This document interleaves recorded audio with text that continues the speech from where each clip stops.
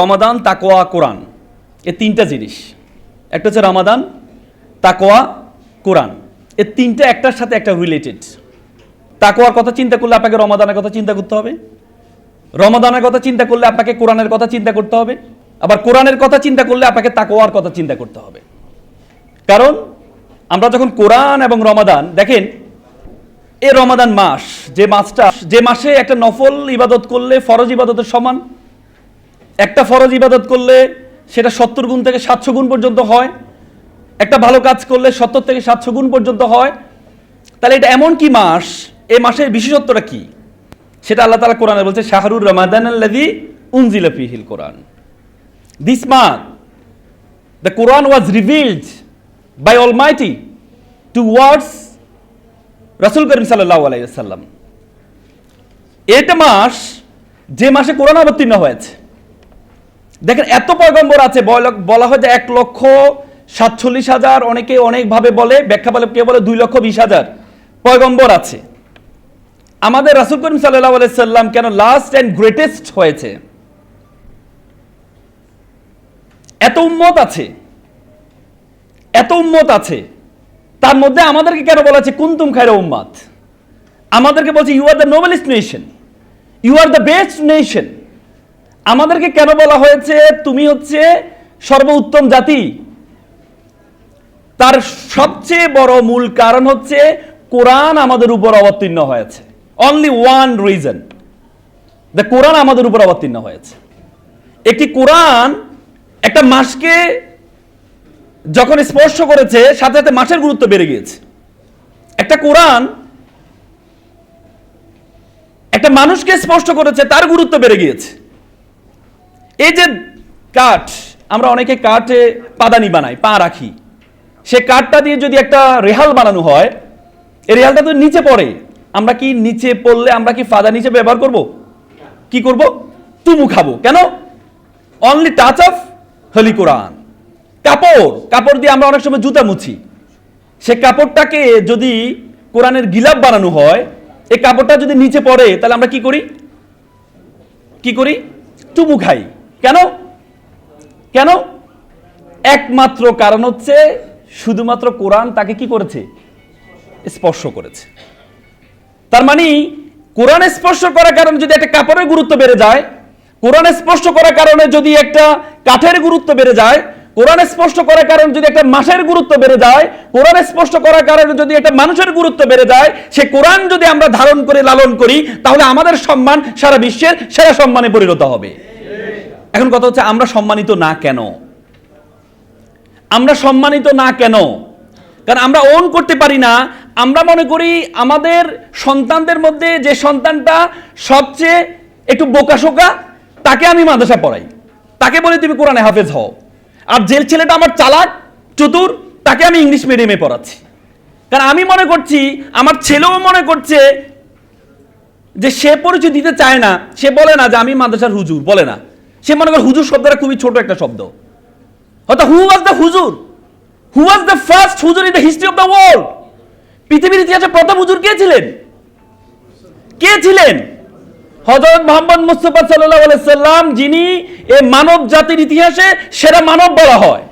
এটাকে আমরা বলেছি এটা?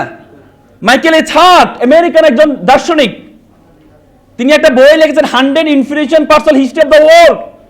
পৃথিবীর ইতিহাসে 100 জন যারা মানব সভ্যতার ইতিহাসে অবদান রেখেছেন, সে অবদানের ক্যাটাগরিজ, যার যত বেশি অবদান তিনি তাকে প্রথমে রেখেছেন। সেই হিসেবে একজন খ্রিস্টান, তিনি আমাদের নবী হযরত মুহাম্মদ মুস্তাফা সাল্লাল্লাহু আলাইহি সাল্লামকে প্রথমে রেখেছেন।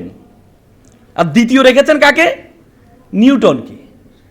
নিউটনের আপনি যদি কথা চিন্তা করেন, তার 1000 বা 2000 বাণী পাবেন। কিন্তু প্রফেট মুহাম্মদ মুস্তাফা সাল্লাল্লাহু আলাইহি সাল্লাম, ইমাম বুখারী 6 লক্ষ হাদিস বর্ণনা করেছেন।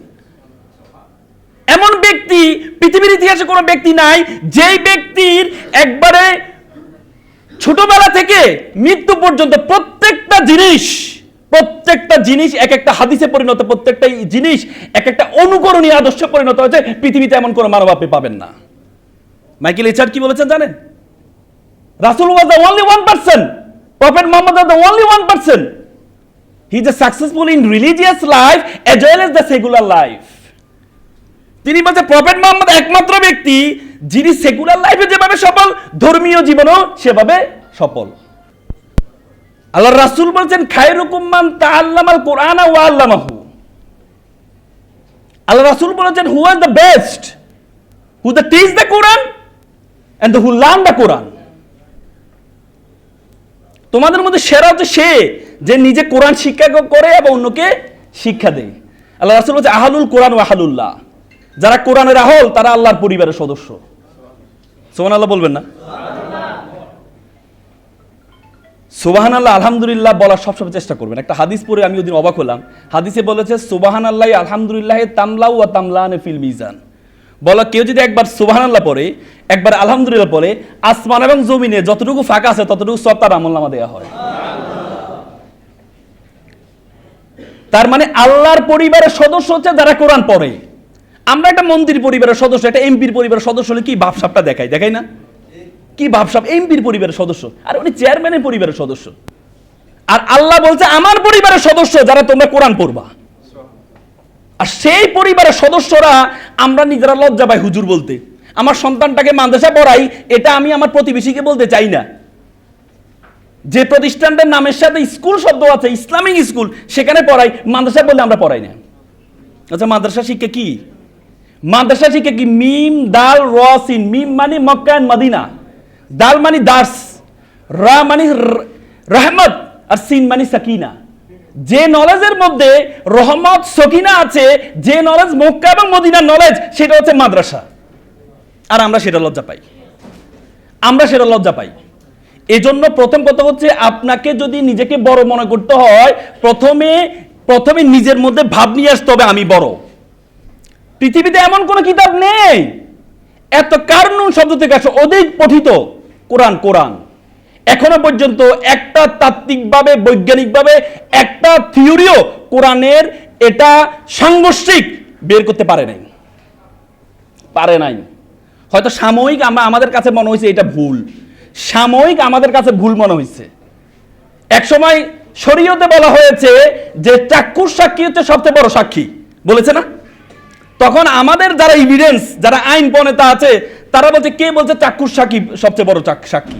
ভিডিওগ্রাফি, যদি ভিডিও দেখা যায় এটা হচ্ছে সবচেয়ে বড় সাক্ষী, কারণ ভিডিওতে দেখা যাচ্ছে চোর চুরি করছে, আর আরেকজন বলছে অমুক চুরি করছে। কোনটা উত্তম? যেটা ভিডিওতে দেখা যায় ওইটা। তখন আমাদের কাছে কোরআনের এই বিধানটাকে আমাদের কাছে কেন যেন ব্যাখ্যাপ্পা মনে হচ্ছে। কথা তো সত্য, ভিডিও হলে না সবচেয়ে বড় সাক্ষী। কিন্তু এআই আসার পরে প্রমাণিত হয়েছে ভিডিও দেখা গেলে এই ভিডিও আর সাক্ষী হয় না, এই ভিডিও এআই দিয়ে বানানো যায়। এখন এআই আসার পরে সবাই স্বীকার করে নিয়েছে চাক্ষুষ সাক্ষীর উপরে বড় কোনো সাক্ষী হতে পারে না। তার মানে কোরআনের বিধানগুলো আমাদের কাছে সাময়িক কি মনে হবে একটু ব্যাখ্যাপ্পা। 1500 বছর আগের কোরআন, কত বছর আগের? 1500 বছর আগের কোরআন এখন কি খাপ খাবে? আমাদের কাছে অনেক সময় মনে হয় কিন্তু কোরআনের প্রত্যেকটা বিধান, ছোটবেলা আমরা ভাবতাম আমাদেরকে আল্লাহ তাআলা বলছে যে তোমাদেরকে আমি ভালো আমলনামা তোমাদের ডান হাতে দিব, আর পুরো জীবনের খারাপ আমলনামা কোথায় দিব? বা আমরা বলি কি রে ভাই, 70, 75, 80 বছরের আমলনামা এক হাতে কিভাবে দিবে? আমি ছোটবেলা আমরা ভাবতাম এটা তো মনে হচ্ছে এটা ব্যাখ্যাপ্পা বলতাম না আমরা। কিন্তু যখন মেমোরি কার্ড আসছে তখন আমরা দেখতে পেলাম একটা ছোট্ট মেমোরি কার্ডের মধ্যে শত ঘন্টা রাখা যায়। তখন কি আর আমাদের কাছে যে আগে যেটা ধারণা করেছিলাম এটা কি ব্যাখ্যাপ্পা মনে হয়েছিল? আল্লাহ বলেছে সর্বনিম্ন জান্নাত আমি যেটা দিব সেটা 10টা পৃথিবীর সমান। তা আমরা ভাবতাম যে 10টা পৃথিবী, আল্লাহর কাছে কত পৃথিবী আছে? বলতাম কিনা? কিন্তু এখন আধুনিক বিজ্ঞান প্রমাণিত করেছে কত লক্ষ কোটি পৃথিবী আছে। আমাদের পৃথিবীর আয়তন কত বলুন তো? 52,000 বর্গ কিলোমিটার। এই 52,000 বর্গ কিলোমিটার পৃথিবীটাকে যদি আমরা যে সূর্যটা দেখতে পাই, সূর্যের মধ্যে যদি ঢুকিয়ে দেওয়া হয় তাহলে 13 লক্ষ পৃথিবী ঢুকিয়ে দেওয়া সম্ভব। কত লক্ষ? 13 লক্ষ। সূর্য একটা কি গ্রহ? বলে যে এমন একটা গ্রহ আছে, এটাকে বলে জুয়েস ব্যাটল। সে গ্রহটার মধ্যে যদি সূর্যকে ঢুকিয়ে দেওয়া হয় 33 কোটি সূর্য ঢুকিয়ে দেওয়া সম্ভব। সুবহানাল্লাহ বলবেন না? তার মানে কত কোটি বিলিয়ন বিলিয়ন পৃথিবী আল্লাহর কাছে আছে, এটা কি আগে আমাদের কাছে ব্যাখ্যাপ্পা মনে হয়েছিল না? এখন ব্যাখ্যাপ্পা মনে হয় না। তো সুতরাং যে কোরআন আমরা ধারণ করছি, ফ্রান্সের একজন চিকিৎসক ছিলেন ডক্টর মরিস বুকাইলি, নাম শুনেছেন মনে হয়। মরিস বুকাইলি উনি মমি বিশেষজ্ঞ ছিলেন। মমি বিশেষজ্ঞ ছিলেন। আপনারা জানেন 1880 সালে ফেরাউনের এটা পাওয়া গেছে, বমির লাশটা পাওয়া গিয়েছিল। পরবর্তীতে এটাকে নিয়ে মিশরের এতে রাখা হয়, জাদুঘরে রাখা হয়। পরবর্তী ফ্রান্স এটাকে অনুরোধ করে তারা একটু গবেষণা করবে এই লাশটা দেওয়ার জন্য। পরে ফ্রান্সকে দেওয়া হয়, মরিস বুকাইলিকে প্রদান করে সেটাকে গবেষণা করতে বলা হয়। মরিস বুকাইলি প্রত্যেকটা কিতাব পড়লেন, দেখেছেন তাওরাত বলেন, বাইবেল বলেন, জাবুর বলেন, ইঞ্জিল বলেন, প্রত্যেকটাতে ফেরাউন যে মারা গিয়েছে এবং কি ডুবে মারা গিয়েছে এটা বলা হয়েছে, কিন্তু ফেরাউনের লাশকে যে অক্ষত রাখা হবে মানুষের জন্য দৃষ্টান্ত, এটা শুধুমাত্র কোরআনে বলা আছে। পরবর্তী উনি দেখেন তার শরীরের মধ্যে লবণ পাওয়া গিয়েছে বেশি, তাহলে বুঝতে পেরেছেন সাগরে ডুবেছেন। আমি নীল নদ দেখার সুযোগ হয়েছে, আমি উগান্ডা গিয়েছিলাম কিছুদিন আগে, নীল নদ যেখানে উৎপত্তি স্থল নীল নদের, এবং দেখেছে তার শরীরের মধ্যে অনেকগুলো দাগ, যে দাগগুলো হচ্ছে ঢেউয়ের কারণে হয়। নীল নদের স্রোত বেশি, ঢেউয়ের কারণে তার শরীরের মধ্যে দাগ হয়েছে এবং তাকে অক্ষত রাখা অবস্থায় পাওয়া গিয়েছে। এটা কোথায়? 1500 বছর আগের কোরআন কিভাবে জানতো ফেরাউনের লাশ যে পাওয়া যাবে, তার যে অক্ষত রাখা হবে, কিভাবে জানতো? তার মানে it's a miracle, it's the miracle, it's the miracle of the world. কোরআন, কোরআনের মতো মিরাকেল কোনো গ্রন্থ হতে পারে না। এখনো পর্যন্ত কোরআনের প্রত্যেকটা বিষয় প্রমাণিত হয়েছে।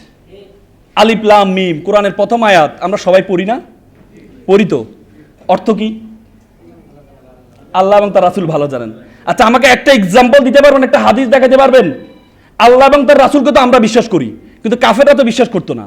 কোরআন যখন আসছে কাফেররা ছিল কিনা? কাফেররা কখনো প্রশ্ন করেছে, মুহাম্মদ তুমি কি শব্দ ব্যবহার করছো যে শব্দের কোনো অর্থ নাই, এমন কি শব্দ ব্যবহার করো? কোনো হাদিস আছে? আছে? নাই, কোনো হাদিস নাই। তার মানে কি? তার মানে কি তারা আল্লাহ এবং তার রাসূলকে মেনে নিয়েছিল? না। আলিফ লাম মিম তখনকার যুগটা ছিল সাহিত্যের যুগ। সাহিত্যের শ্রেষ্ঠ সাহিত্য ছিল কোরআন। যে সাহিত্যের মধ্যে শুরুতে এমন কিছু শব্দ ব্যবহার করা হয় যে শব্দের মাধ্যমে যিনি সাহিত্যটা তৈরি করেছেন তার মহত্ব, তার বরত্ব প্রমাণ করার জন্য কিছু শব্দ ব্যবহার করা হতো। যেমন আমাদের সনেট, 14 লাইনের সনেট, এই সনেট মাইকেল মধুসূদন দত্ত, সবাই কিন্তু পারে না সনেট তৈরি করতে। যে যিনি সনেট তৈরি করতে পারেন তাকে আমরা শ্রেষ্ঠ কবি বলতাম, যেমন মাইকেল মধুসূদন দত্তকে বলতাম। তেমনি তখনকার কাফেররা অবাক হয়ে গিয়েছেন যে যে শব্দগুলো আমির ও শুআরা, যারা কবিদের সম্রাট, তারা এই শব্দগুলো ব্যবহার করে। মুহাম্মদ পড়াশোনা জানে না, মুহাম্মদ কিভাবে এই শব্দগুলো ব্যবহার করলো? তাদের মাথা নষ্ট হয়ে গিয়েছে, কারণ এই শব্দগুলো দ্বারা যিনি সৃষ্টিকর্তা আল্লাহর বরত্ব মহত্বকে প্রমাণ করা হয়েছে সেখানে। এজন্য কোনো প্রশ্ন করা হয় নাই। এখান থেকে শিক্ষা কি? এখানকার শিক্ষা হচ্ছে আমাদেরকে according to demand of situation, অবস্থার